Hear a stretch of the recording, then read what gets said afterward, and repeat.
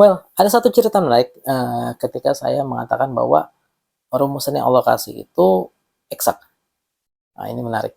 Kenapa menarik? Karena tentu akan dibantah dengan habis-habisan, terutama emang eksak di mana ya, gitu kan. Apalagi ketika saya bilang bahwa eh, Allah berfirman dalam hadis qudsi, ana inda dzonni bi, aku sesuai prasangka hambaku. Atau ketika Allah berfirman dalam Al-Insyirah, fa inna ma'al usri yusran, inna ma'al usri yusran. Sesungguhnya bersama kesulitan ada kemudahan, bersama kesulitan ada kemudahan. Sampai 2 kali disebut. Dan ini saya katakan eksak. Itu kan akan dibantah. Kenapa? Bantahnya sederhana. Kalau memang eksak, rumusnya gimana? Gitu kan. Emang kalau eksak itu harusnya seperti apa? Buktinya apa? Gitu kan. Kan nggak bisa. Oh, kita berprasangka kepada Allah, apa buktinya? Kapan akan tercapai? Kapan misalnya kita berprasangka kita akan jadi orang yang sukses? Kapan suksesnya? Di mana? Gimana caranya? Itu rumusnya apa? Nah, itu kan nggak ada gitu kan. Mana eksaknya? Nah, akhirnya saya kasih satu jawaban yang sederhana. Gini, jadi kalau kita bicara eksak, saya beranggapan bahwa eksak itu nggak mesti pada saat itu kita tahu apa rumusnya. Contoh, misalnya 14 abad yang lalu, sekarang kita tahu nih bahwa matahari berputar pada porosnya, benda-benda langit itu ada jalurnya masing-masing, terus kita tahu ada 2 lautan yang nggak bisa bersatu.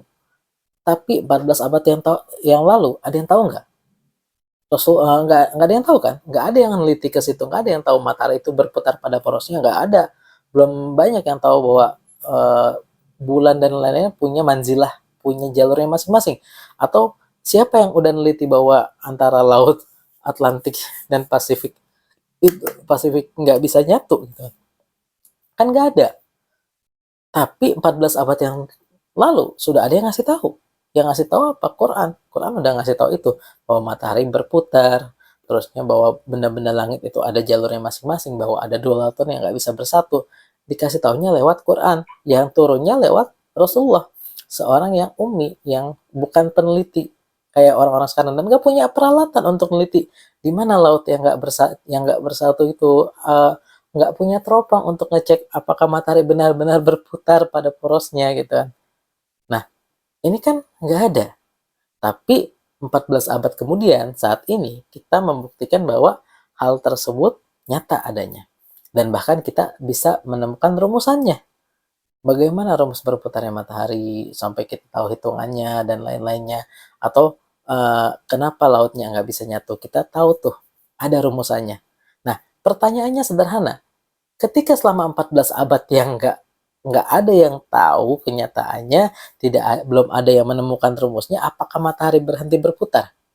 Kan enggak.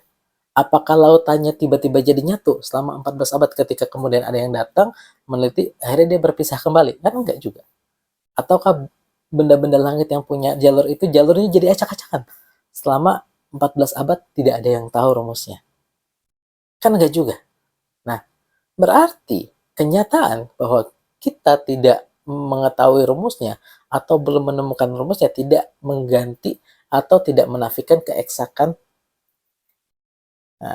keeksakannya. Kalau sekarang zat yang sama yang ngasih tahu matahari berputar, yang ngasih tahu bulan, bintang dan lainnya ada manzilahnya, yang ngasih tahu lautan itu terbelah, lautan itu nggak bisa bersatu, itu memberikan rumusan yang lain yang kita belum tahu rumusnya, apakah kemudian jadi nggak eksak? Cuma gara-gara kita belum tahu rumusnya. Kalau buat saya itu eksak, karena itu datang dari zat yang sama, Allah Subhanahu wa Ta'ala.